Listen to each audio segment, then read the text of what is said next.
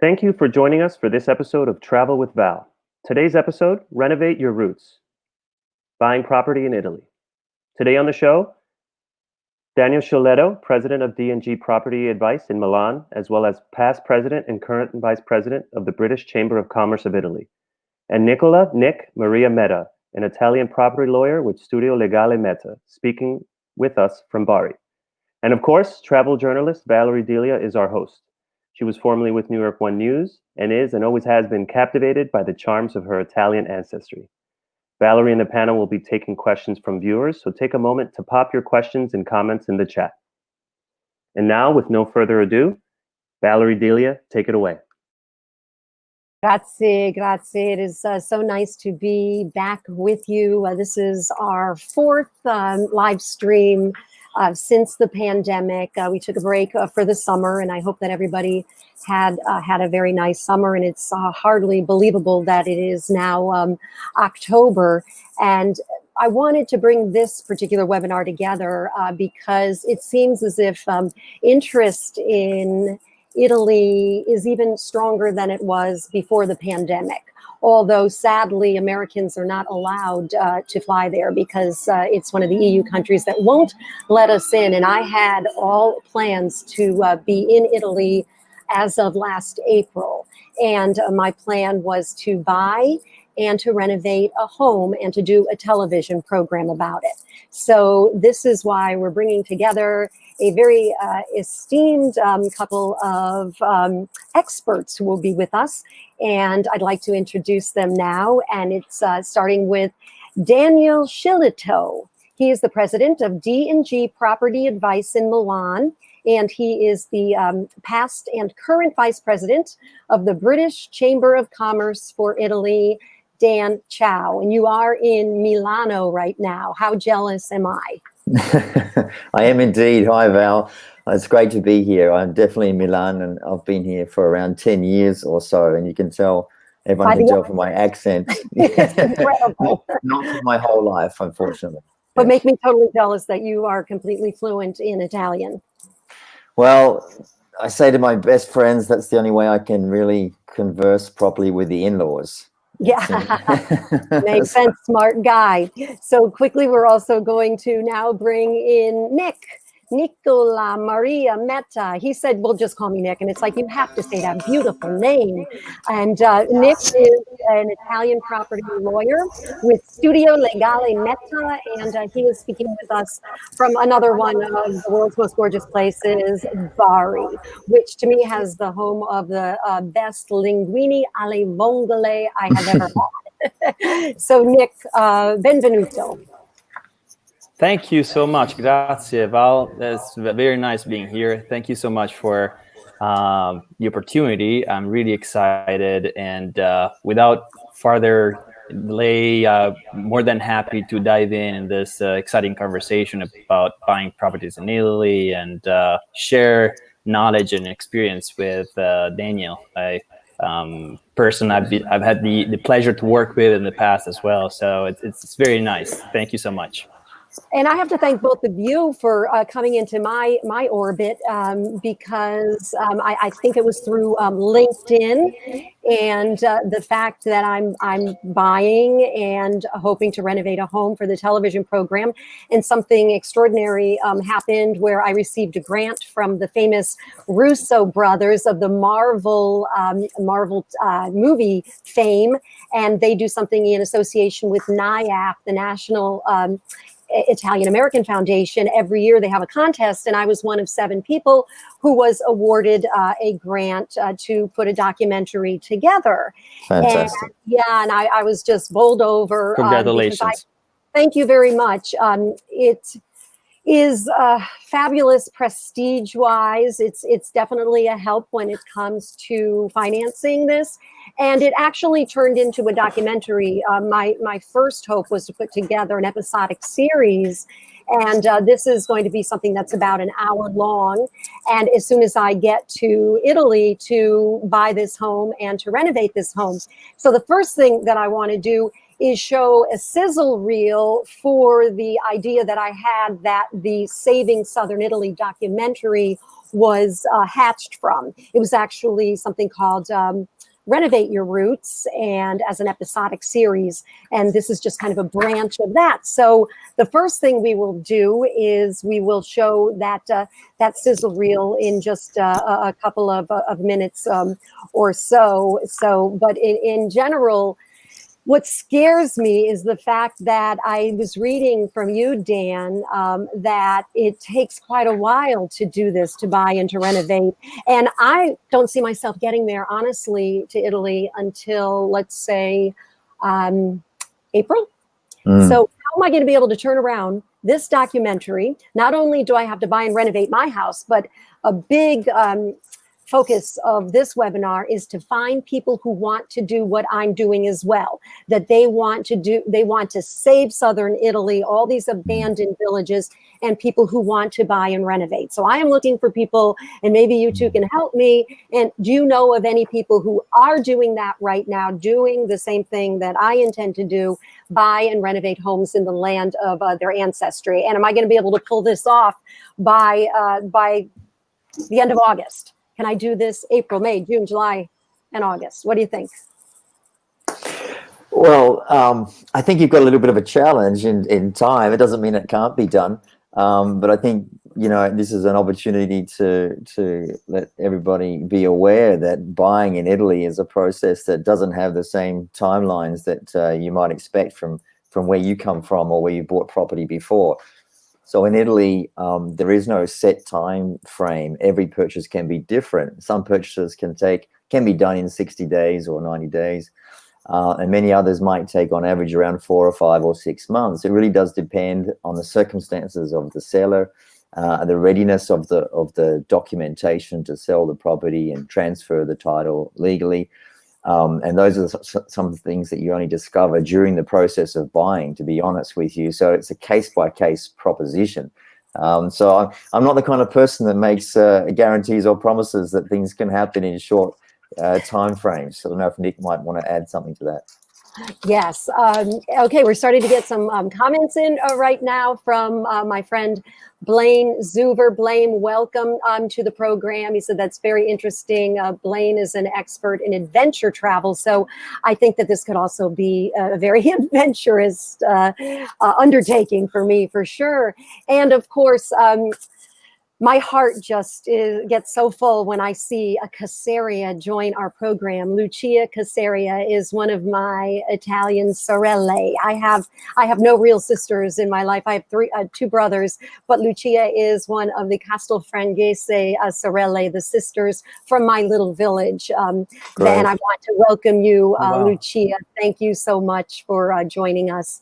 And there's just a beautiful place that, as Jose said, that has really captivated me, and it's such a warm part of my life. And one interesting thing about the places in Castelfranco is that I was told that if there are homes that are abandoned and they've been abandoned for a certain amount of time, they actually can be transferred for $1. Have you ever heard of that? Absolutely, they can. That's part of the Casa Unero program that is sweeping the country and has done since 2018 and early 2019. Okay, so that would be one in the same. It's just $1 transfer there. Okay, so that is part of the Un Euro program. Okay, but is that only if they're abandoned, though, or is that how that works? Well, I think you find houses in all kinds of states. Some of them are abandoned, some of them are still with their owners, but their owners have long left the comune.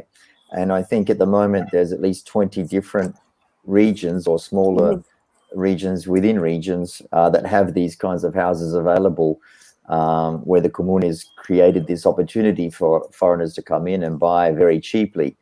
Of course, the biggest thing you need to be aware of is that the headline sells itself that it's €1, but in actual fact, the cost to get involved and to put down the required deposits, to pay some a fee for a real estate agent to be involved, and other costs start to build up. So you have to go in with your eyes open.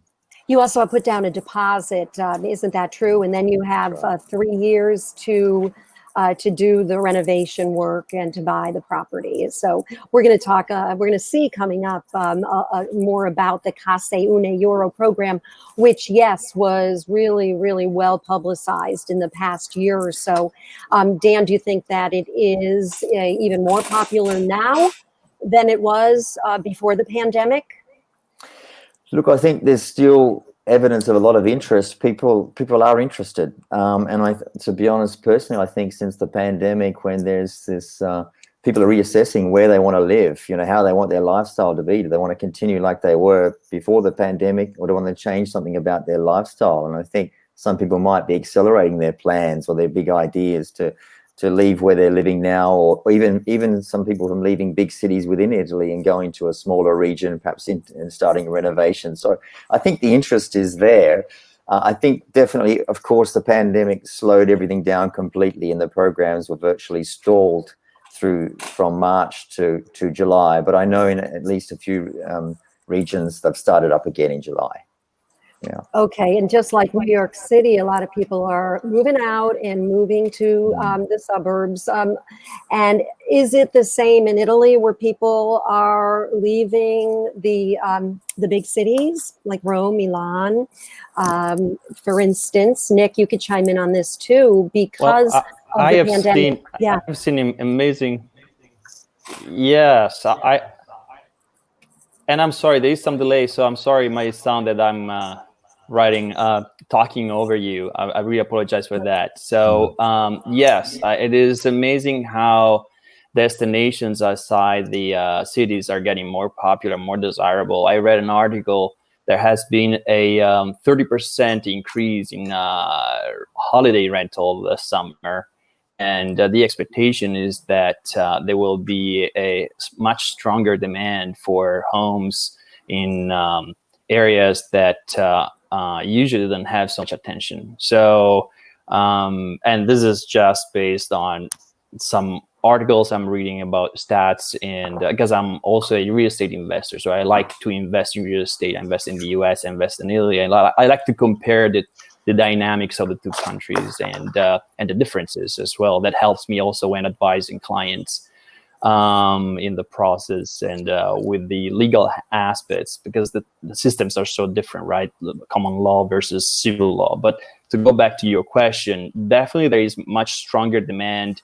And I personally spend every summer with my family. I take my family to Italy, and this year I heard that I renew my reservation and my booking 1 year, like September for the next summer. This year, they told me they had all the typical villages were all sold out already by May, whereas usually in late June, July, you can still find places to stay. But yeah, definitely coronavirus has changed the dynamic of how people are going to travel and spend their holidays. Do you think this will strengthen the Case Une Euro program, or do you think there will be more market value for these homes that are for sale in these abandoned villages? Either one of you can chime in. Many people think that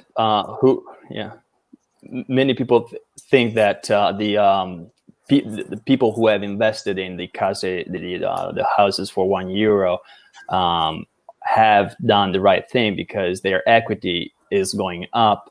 All these villages, first of all, their equity is going up because the Case Une is driving more attention, more economy, more people who are going there to offer services to the buyers. So definitely there is already the result of the reason why they started the program, which was like stimulate the local economy. And then on top of that, coronavirus has just given a boost to the whole program. And so I've seen many clients are buying in smaller villages, and also because the Italian government has added another program on top of everything else, which is if you move from overseas to a small village under 20,000 people population, then, and if you are a retired person, your pension is taxed at only 7%. versus the Italian brackets starting at 23%. So that also has attracted attention, has brought attention to smaller villages. And so, all of these programs, all of these dynamics are definitely going to help getting more interest outside of city and in the countryside and small villages. Okay, in our village, as you'll see in this upcoming Sizzle, we do not have the Case Euro program, but I'm now remembering that there was also something brought up that said, this is an abandoned house, but so it'll be zero for you if you can just find the person who owns the title to it and they can transfer it to you. And then you don't have to go through the Case Euro official program, and you can just do that between two of you. Is that true? Either of you guys? Can I just find the person who owns? Yeah, go ahead. Yeah, as Daniel said earlier, the Case Uno is now kind of the headline for every situation where there is real estate that really doesn't have any market value, and sometimes actually represents a burden to either the owner or the local administration, because it's a concern for a municipality to have a neglected property. Pieces of wall, stumps crumbling down. Guess who has to take care of it if you don't know who the owner is? Well, the municipality. They have to fund the money. They have to make the repair. They have to fence the area. They have, all of that is taxpayers' money. So that's why in many of these programs, the promoters, the initiative has been taken by actually the comune, the local municipality. They want somebody to come take care of that burden and take that off of their shoulder. So sometimes it's €1 and they say, well, you find it, but sometimes they do the work for you. They go through their super old archives and see who was the original owner, who are the heirs now after who knows how many generations. And one way or the other, they try to help you out, sort through the paperwork and finally get a ownership. And as Daniel said, it is not always easy. It is pretty tough. So they first find somebody who is interested and willing to commit time, not so much money, but time. And then I've heard stories, they basically cut all the red tape, and they try to streamline the process, but there's still a ton of paperwork. Okay. Well, let's welcome a few more of our visitors. And Carmela Casaria, this is the poor woman, I think, who might be sorry she ever met me. This is my fourth cousin from Castelfranco in Miscano, and she is just, we call her the queen of Castelfranco. She helps with our, not helps, she practically runs these roots trips. I just bring the people over there. She makes it all happen. And she is now involved in my project to buy a home and saving Southern Italy. And she's now my producer. And she is just so much fun. And I welcome you, Carmela, as always. And she's one of my four sisters in Castelfranco. But I'm always up to something with her. And she's always rolling her eyes like, what do you want me to do now? But she goes along with all of it. And she's just such a doll and so smart. And Carmela, you know how much I love you. And Deborah Paoletti Marino, very interesting. Thank you so much for joining us. And if you have questions, anybody in the comment thread, please, we'd love to hear your questions. Lucinda Iannarone Ames. Lucinda and I go back to the days when my parents had a travel agency in Trumbull, Connecticut. And she said, I was hoping to visit Italy now that I have retired, but coronavirus got in the way. So I'm interested to see when that could happen. We all are, and surprised about the villages drawing such interest during this pandemic time. Yes, I'm happy though, Lucinda, that they are, because I know that when I was covering the coronavirus for months with We the Italians, Umberto Mucci, it was the villages and the small areas of Italy that weren't hit as hard. It was the northern part of Italy that was hit the hardest with COVID. And let's say hi again to Blaine. Professional people planning to work from their homes in these villages will need high-speed internet access. Is that always available? That's an excellent question. I know that Carmela has one of the only internet in her bar Capricci, and also in her bed and breakfast that she renovated. So, but it certainly is not available all over this small village. So what do you guys think? No, well, I think that internet coverage has improved immeasurably in Italy over the last 3 years or so. Prior to that, it was quite patchy when you got out of the big cities. So I think that there's a greater chance now that you're going to find reasonable working internet. But really, like the houses that you're looking at, it's a case-by-case basis. So there's no substitute for inquiring exactly working out first where you want to be, where you plan to do the renovation, and understanding from the locals there and the telecommunications company that you want to deal with, above all, what their coverage is like and how it works, and if they've got a station within the area that you can make it fast, as fast speed as you need. And Nick, how about you? Can you chime in on that? If I may, yes, I we, as I shared privately with you, I just my wife and I decided to do a 1 year in Italy. So we just moved a few weeks ago. And one of the things when you have teenagers in the house, even for our daily life, you need internet, right? So Italian providers are not exactly famous as fast as Americans are used to. In the US, you make a phone call, within minutes, you get your internet connection and everything, right? Well, I discovered, to my pleasant surprise, I walked into one of many mobile phone stores, mobile provider stores in the city, and I just bought a cube. Now they sell these cubes. You just plug it in, and it is instantaneous. It worked. I paid $100, 100 euros, and I got unlimited data, and it's 4+G. So it's super fast, super good. Granted, I am in the city, so there is probably better mobile coverage, good mobile coverage. But if you can get mobile coverage in the small village, you can check what provider covers that area probably better, and you might get a cube. And I'm just thinking now about Carmela's bed and breakfast, where she has the internet access. And when it went out the last time I was there, the coolest thing was, like, her whole place is renovated. It's beautiful. But then you go up into the attic and it's got the dirt floor. And it was just like so cool to be up there and to see where, so I don't know, the whole thing just really, really turns me on. So now is a really good time to segue to the video that I put together. You will see Carmela and some of the other stars of my village, stars of my program. So Jose, if you want to go ahead and play down Renovate Your Roots.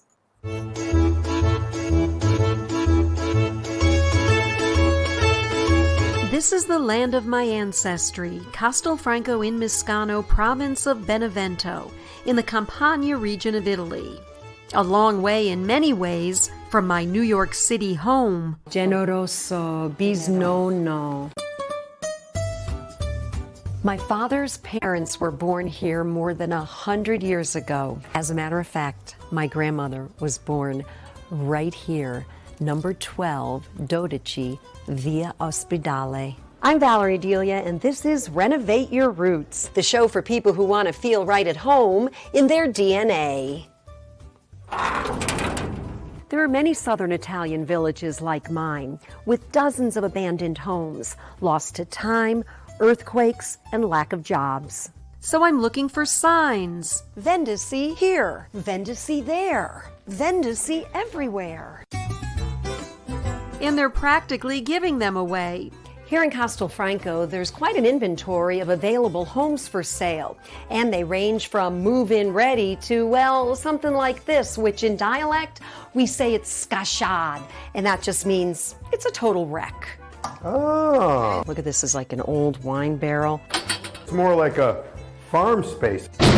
beautiful floor. You don't need to do anything. I'm focusing my search right here in the historic center, the Centro Storico, because it has the most abandoned homes and the most promise. Ciao, Bobby. I have my eye on 3 houses, all requiring quite a bit of reno. If this is non-weight bearing, and it probably is because it's an interior wall, you can take this down and you can recreate the entryway. Just blow out that cement and that'll be your entry. What sets our village apart from the surrounding towns is that it feels a palpable pull from thousands of Italian Americans like me who have strong ancestral ties. We even share roots with a famous symphony orchestra conductor. Maestro Antonio Papano not only gives concerts in the town's piazza, but teaches master classes in a brand new music school dedicated to his dad, who was born here. Join me as I find my heritage home and set out to live the way my paternal grandparents left it at the turn of the 20th century. And since it takes a village to buy a house, you'll meet my brother Dan. Much better shape than I thought it would be.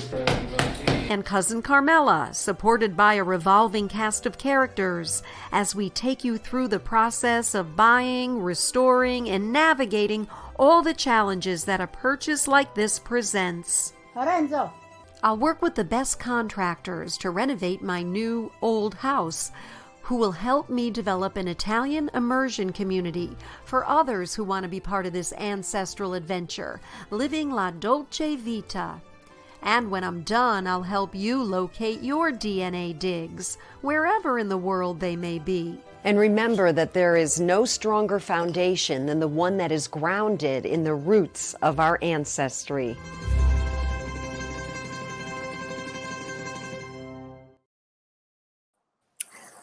That just makes me smile. I think Me too. in so many ways, Italy to me in my village, it's humorous and it's beautiful.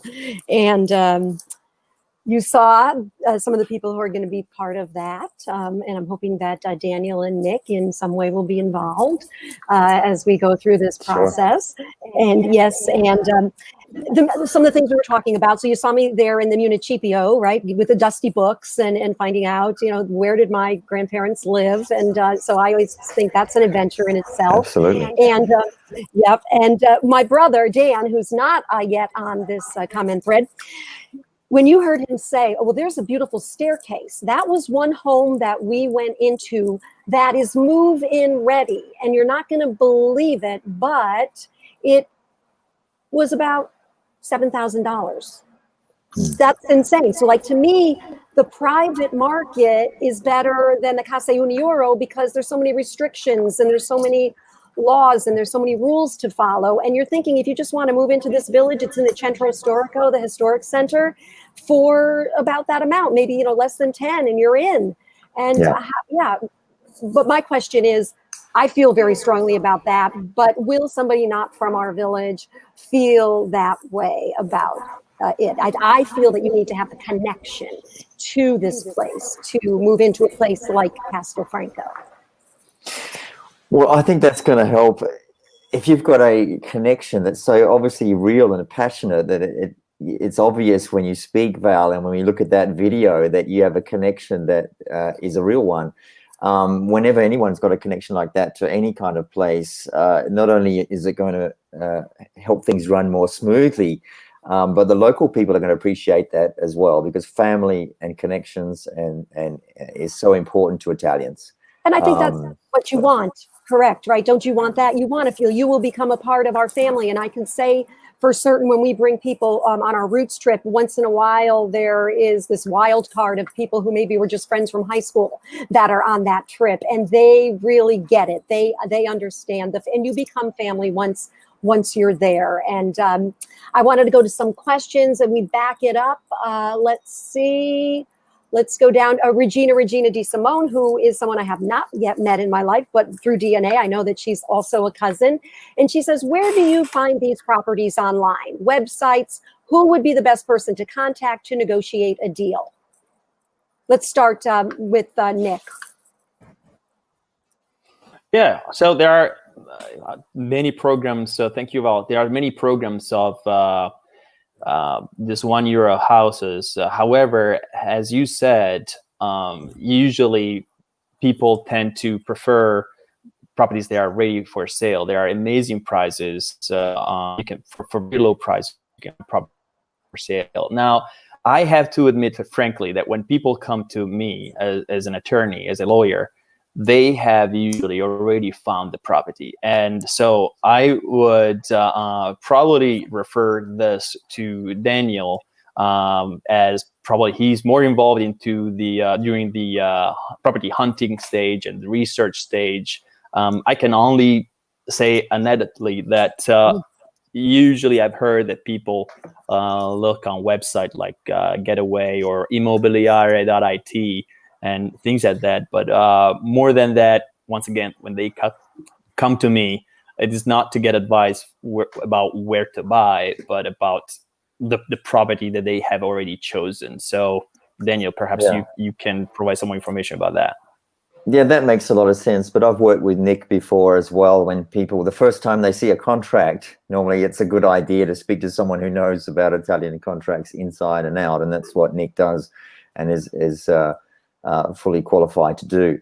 But there is a website, for example, you might have heard of it. It's actually called casa1euro.it, which is nothing to do with me or anyone personally that I know, but some people have created that, and at least they provide a database or a snapshot of the different regions where you can find €1 houses and the different schemes or different comunes, at least to do yourself some research online. I found that was something of a resource.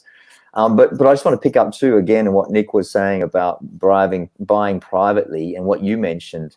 Val, there's no substitute for going to the place, looking around. Maybe you see some of these €1 houses, but maybe then you also see, a vendita sign over there, which is from someone that is not registered with the community to sell it specially. Maybe the price isn't even mentioned, and you might be able to contact them, make an inquiry, and find out. You might find something, as you said, that's livable, or maybe only requires 10 or 15,000 to make it livable, which could be just as much an option or a faster option to renovate, mind you, than a €1 house, which could well be rudine, almost, as they say, or ruins, which is quite often what you're going to find, and you may need to spend a significant amount to get it up to the level of the other one you're looking at that you're buying at a discount because the owner wants to get rid of it, right? Well, we can talk through that as Jose shows us some ruins, and this is in a €1 village very close to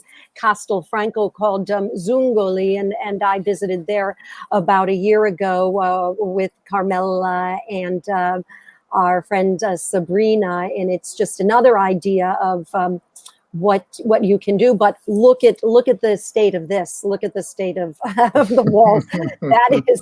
that is for sure scachad, as we say in dialect. It's just falling apart. Exactly. And let me just also look down at a couple of our other questions coming in, and just a comment from Linda Chapley, who is a friend from high school. With Italian roots as well. Imagine the revitalization of the countryside in a few years. Very happy for Italy. Smart policy. Yes, agreed, Linda. And my cousin, believe it or not, I have another cousin, Gina Capozzi Guy. Gina has not yet been to Castelfranco. She lives in Florida on the east coast of Florida, and she is a real estate agent there. And she says, "Hi, Val, is there a list of properties that are available presently? And is there a plan to put a list together of possible properties that may become available moving forward?" I know that you guys have covered that to an extent, but if there's anything else that you want to add about that, as things develop and as more places are put on the market. Yes, I think you're right. If you start with the best source is the local comune themselves.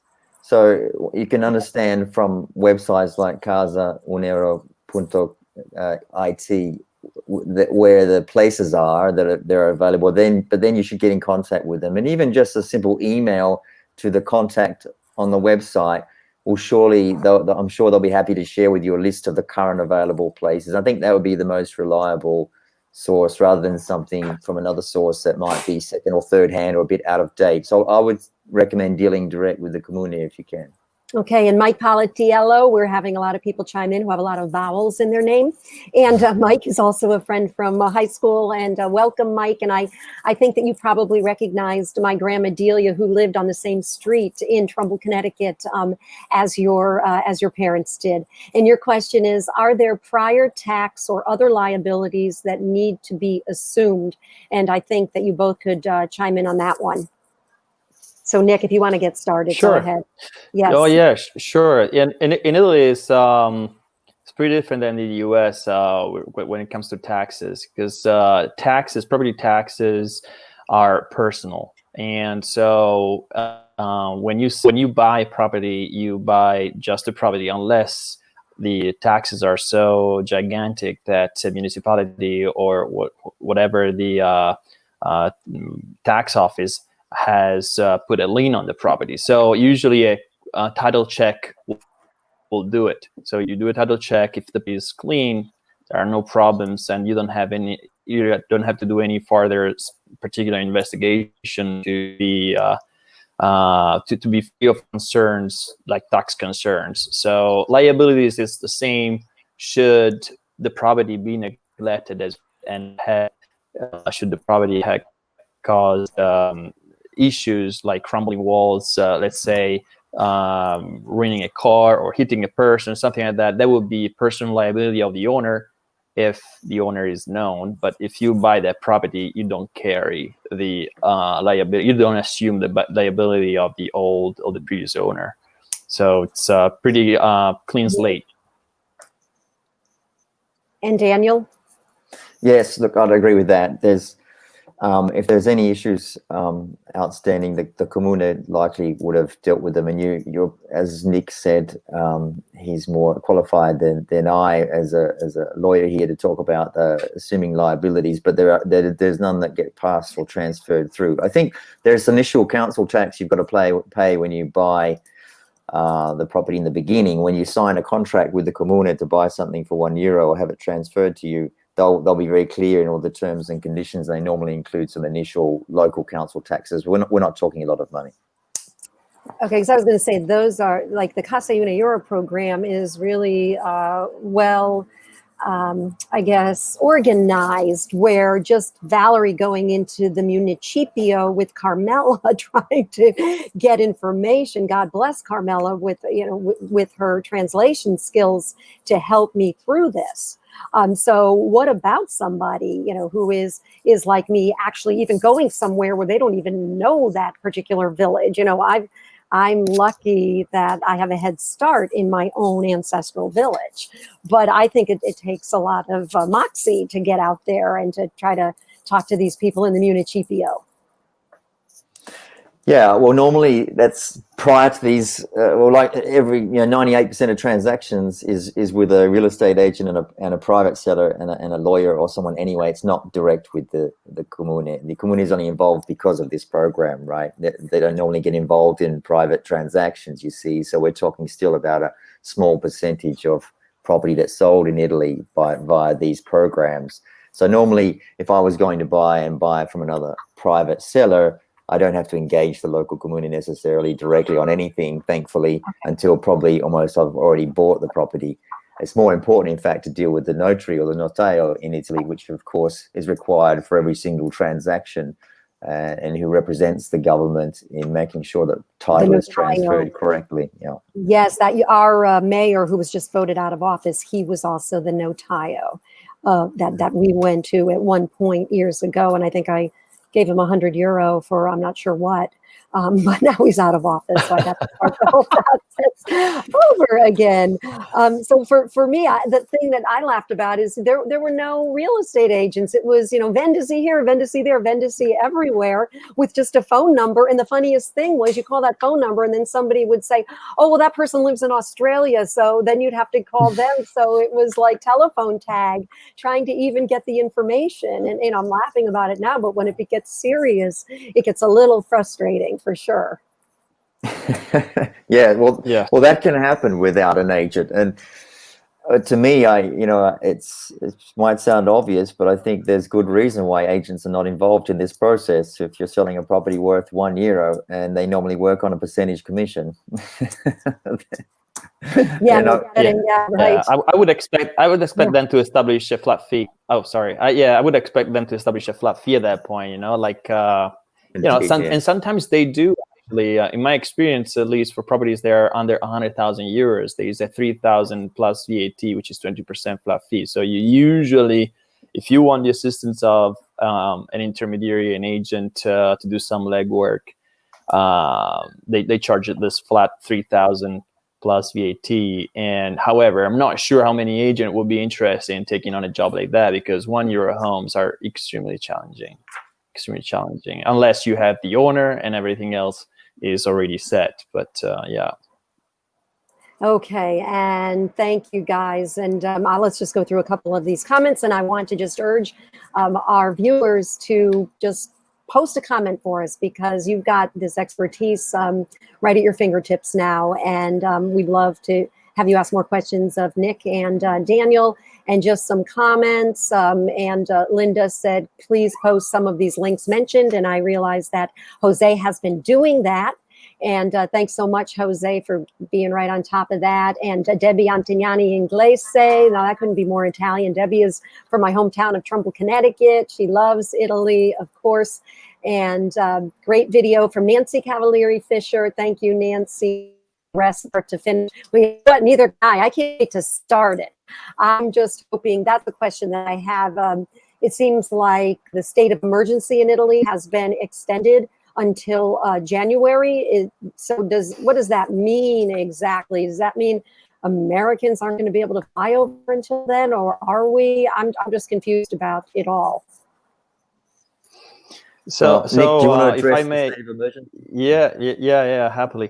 Basically, the government wants a little bit more power to be able to enforce more quickly, more promptly, and more appropriately as necessary the coronavirus spread. So, being the emergency, when the Parliament approves the states of emergency, basically the government can issue decrees that have the same authority as law and the same value as law. So it doesn't mean necessarily that the Americans are going to be banned automatically. However, the government has the authority to establish whether and which are going to be banned, what citizens, what under what requirements, and so forth. And I want just to reassure the viewers that since March, people who had a business interest with Italy have been able to travel to Italy. It has been not easy, it's been challenging, but it is possible to meet the requirements.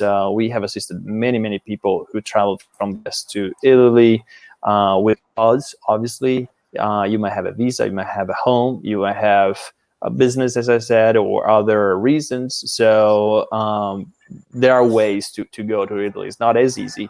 And I have to say, I've seen also many people who were so passionate, almost like you, Val, that who were so committed, who actually visited their visited homes just through WhatsApp or other phone apps through a local agent, and they placed an offer and even purchased without ever going to Italy. This has happened. I guess after the lockdown months in the US, after March, April, May, people had gone through all the possible rehab and remodeling their homes in the US. They had no more remodeling to do. They wanted to start a different country project. At least that's what I experienced where I was in Pennsylvania. Home Depot was out of stock. Like everything was out of stock. So I guess they decided to start remodeling overseas. Well, here's a question talking about Home Depot, and this is a question that has always come up with me too. There's no Home Depot near Castelfranco, and Gina Capozzi Guy asking, how long does it take to get plumbing supplies, cabinets, counters, all things needed for reno? Are there local renovators, etc.? Dan? Well, there's if Nick's had personal experience with renovating in Italy, have you, Nick? Yeah, yeah, yeah. I'm actually going Then, through some now. then he's the best to answer that Okay. question. Sure. Okay, Go so ahead, Nick. so there are a couple of things. So now there's the great thing is that you can find like, I don't want to say why going to Home Depot, because of course it's so convenient. Local carpentry and mason jobs is so affordable, and you can get something done unique to your style, to your taste, to your desire, for prices that are so much more affordable than what you would even imagine would be possible in the US. That yes, it takes a little bit of time, but of course, you cannot get it off the shelf. But when you get it, and when you have set it up in your house, done, with, to your taste, and resembling your idea, and perhaps with some references to your roots and things like that. I saw in that picture, in that video, the music orchestra director had a plate. It was it was a carved stone. It was probably hand carved, and with engraving, and that's the type of stuff that you get in Italy. You get artisans who will go there, spend the entire day, and then $40 for a day of work, especially in small villages, and they are happy. Or it's to me, that is small villages of Italy. If you think that you can fit a cabinet in a one of those homes with crazy curvy ceilings or things like that, you might have a hard time doing that. Well, thank you for pointing out our very own maestro. This will come as no surprise. He's my fourth cousin also. So, and Oh my goodness. just I know about that. Okay, so let's go down the list again. Okay, people are asking about contractors. How difficult is it to get reliable contractors? How difficult is it to get good contractors? It can be a challenge here. And I just want to say, no, they just have to be cute, right? They don't have to be good. You're spending a lot of time with them. No, just kidding.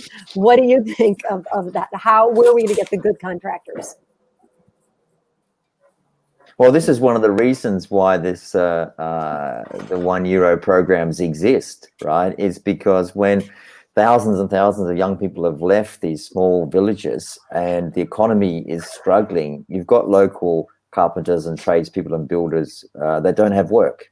So the Comune has done a fantastic thing, obviously, they're trying to revive their economies and their activity, and therefore the local contractors are able to work again. And perhaps, when they've been gradually going from being full-time down to part-time, down to a few hours or one job a year, now they maybe have got 2 or 3 or 4 jobs on, and can maybe entice their cousins and others that are in the trade to work with them. So I think that there's the more demand for work from these schemes means there's more supply, and I think that's what you're finding right now. Of course, supply is not unlimited. So it depends on how successful the scheme is in the particular town that you're in, I would suggest. Okay, and Leslie Ferracci Gremillion. Hi, ciao, Leslie. Thank you for joining our webinar. Do some of these towns have a property management company, someone to keep an eye on the property until you could move in? They do. Yeah. But I wouldn't say that. I wouldn't say that every town itself has a resident. It depends. They might be someone within a region that's covering several towns, though, or even in a larger town or a city that incorporates your small town as well, which would have a property management company for sure. Yeah. Okay, and I can't believe that we have just 10 minutes left in this live stream, and there's an area that I wanted to cover, and this is in Nick's court. And Nick, this would be about obtaining citizenship through your purchase. Okay, I cannot become a citizen automatically because when my father was born to Italian parents, my Italian parents had naturalized as American citizens. So I've been told the only way I can get citizenship is to purchase a home. Is that true? Okay. Yeah. Thank you. This is a question that comes that I get pretty often, and so do I need a property Do I need to own a property to get citizenship? So like, if I buy a property, would it be easier for me to get citizenship, or even vice versa sometimes? If I have my citizenship, is it easier to buy a property? I get both of them. So, and there is an angle in each of them. So to answer your question, when the typical, the name of the requirement that you were talking about to get Italian citizenship is basically through bloodline, which in Italian actually they use the Latin expression "iuris sanguinis." So if the bloodline is interrupted through naturalization that occurs before the child is born, you are not entitled to claim Italian citizenship. The child that is born after the naturalization is not entitled to claim Italian citizenship unless that person moves to Italy, manages to become a resident, a registered resident, which is a concept very different than the residents in the US. I'll get to it in a second if we have time. And after that person has been registered as a resident for 3 years, then automatically it is possible to naturalize Italian instead of waiting 10 years, because 10 years is the typical naturalization process to claim Italian citizenship for Italians. However, they say, after all, you had Italian ancestors. Yes, one of them naturalized before you were born or before your father, your mother was born. So we want to give you a chance. If you are really passionate, really committed, and are a resident for 3 years, well, we'll give you the Italian citizenship back to you. So it doesn't mean that you have to stay in Italy for 3 years. I was going to say, you can't, because you can't, you need to come back home. Resident. Yeah. So, okay. if you want and live in the US while you're a resident, what does being a resident imply? One of the requirements is the most challenging for most people is to get a visa, because in order to register as a resident, you cannot just show up at the comune and say, hey, I would like to become a resident. In Italy, to become a resident basically means that you have to file an application, and and even Italians have to do this. So you file an application and they have to record your name into a register of residents. So in every comune, in every municipality of Italy, there is a big register. Now, of course, it is all electronic, where they have a list of all the people who live within that commune territory. If you move, because change your job, you get married, whatever, within Italy even, you have to go to the next commune where you move to, and you have to become a resident of that commune. It is actually a legal requirement to declare your new residence. So a non-Italian person, in order to apply to become a resident, needs to have proper immigration status. So either if you are a EU citizen, it's easy because you travel freely, like in the US, between states. If you want to travel, if you want to establish your residence to Florida, you can just drive there and start live there, right? The same is within Europe. However, with the US is different. If you want to go and become a resident of your little town where your family is from, you have to go through Italian consulate, unless you're married to an Italian, which that will bring up an exception. But if you are not, you would have to go through the typical process would involve going through the consulate, filing an application at the consulate for one of the very few visa available for Americans who usually plan to pursue this type of strategy, which is usually the elective residence visa.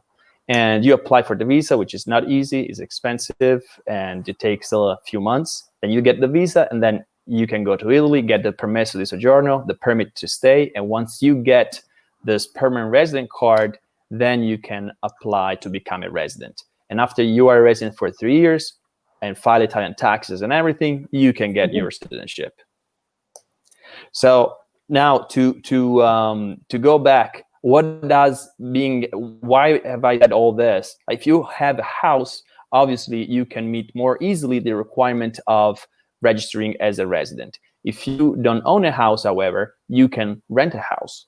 So if you either show the commune a lease agreement or a property title in your name, the commune will be satisfied, of course, granted you have proper immigration status. Is that clear? This is such amazing information that honestly, I think it requires us going back and listening to every second of this, because that is such good and it's detailed Sorry about information. No, honestly, my head is just spinning thinking, oh my God, I have so much to do. And we're just getting down to the end of the show. But if there are any last questions, we have 5 minutes. We would love to hear from our visitors today on this live stream. Can I correct something? Go ahead, Daniel. Yep. And I'm not going to correct Nick. I'm not even going to attempt that. But I have to correct something that I said earlier, right? Okay. I don't want to mislead people. But I mentioned the website, right? Yep. I got it wrong slightly. I'm sorry. The one I mentioned is actually for one specific program in Musumeli in Sicily, which was called, I remember being astounded by, I found that maybe 2 years ago, and I thought, wow, someone's got this name. They must have all the programs. But don't be misled. That one, Casa 1 Euro.it, is just for that town of Musumeli in Sicily. Okay. But instead, the one that has a list of most of the, or all of the programs, is actually called oneeurohouses.com. So Okay. it's easier, and it's all English, I suppose. So the number 1 eurohouses.com, and at the very least in there, you can get a list of the regions and see broadly on an Italian map where those schemes are. And how much more expensive is it to to buy a home on the waterfront, on the seaside, coastline towns? Oh, that's a good question. Well, I mean, because it depends on the characteristics of the property itself. I don't think there's a general rule that I could apply to the whole of Italy. But certainly there's some areas that are much more in demand than others, where you will pay a lot more in square meters, price per square meter for the house, if it's, for example, in Positano on the Amalfi Coast, or Sardinia, or even in Lake Como or something like that. But there'll be plenty of other seaside resorts where you can still get value for money, for sure, or even just a couple of kilometers from the sea with a view to the sea. You can get incredible value for money at the moment. I mean, that's one thing we shouldn't forget. Despite the renovation story in the Casa 1 Euro houses, Italy, in my opinion, is incredible value right now. And this is why I've always got demand from Australia, from the UK, from America, from South Africa, because people say, hey, I could buy a second or a third investment property down by the beach where I live in my city in there, but it's going to cost me $500,000 or something, or at least, 400,000. Whereas in Italy, you can have an incredible piece of this beautiful country for much, much less. And I think it's been value for money for at least the last 10 years. And with, unfortunately, the crisis we're going through, I see that continuing. Well, we can get to Bari in about an hour and a half from Castelfranco, so I'm sticking to my guns, and I am going to be buying Castelfranco. I think, Jose, we never put the map up, did we?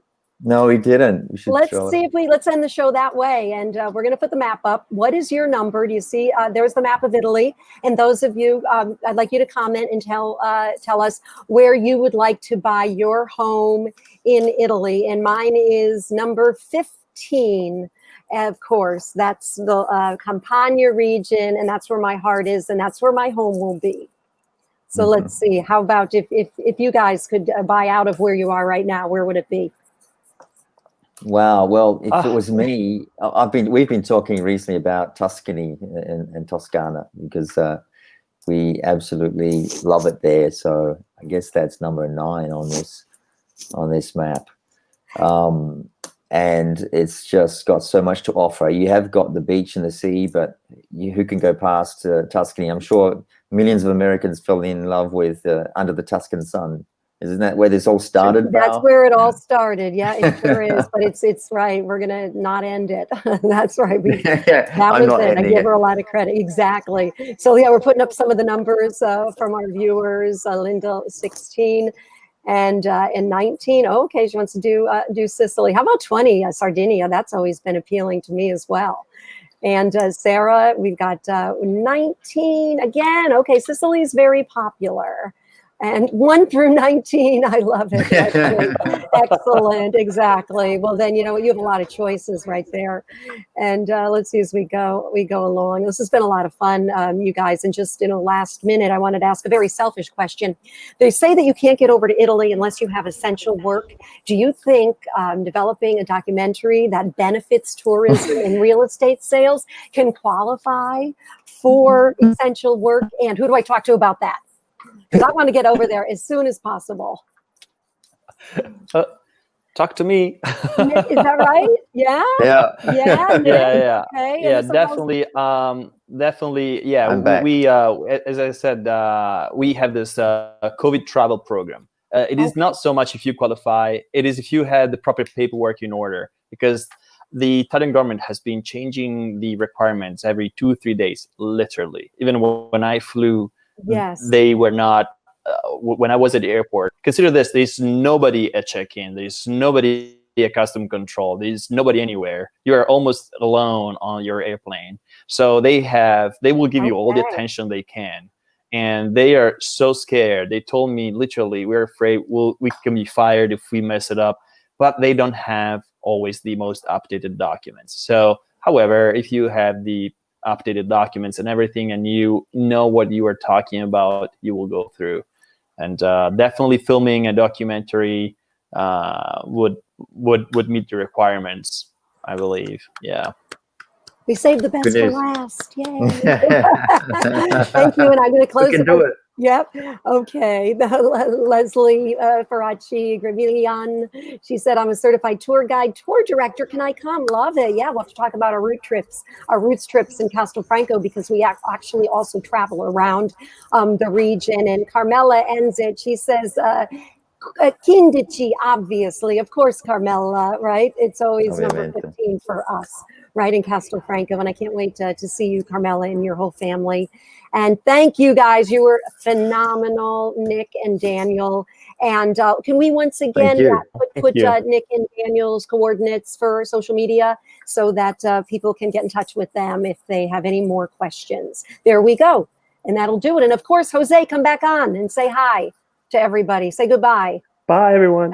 You did a wonderful job of making this happen. I really appreciate it. And yes, you're welcome. You're welcome. Thank you, guys. Thanks, Val. Appreciate it. Thank you so much for having us. Absolutely. You know that we will be in touch going forward, for better or worse, right? Great, indeed. Look forward to it. It'll be all better. Yes, all good. yes. All right. Stay all well. right. Ciao for now. Everyone stay right. well. Very Thank important. you. Everybody stay well and wear those masks. Indeed. Okay. Bye-bye. Be safe. Bye-bye.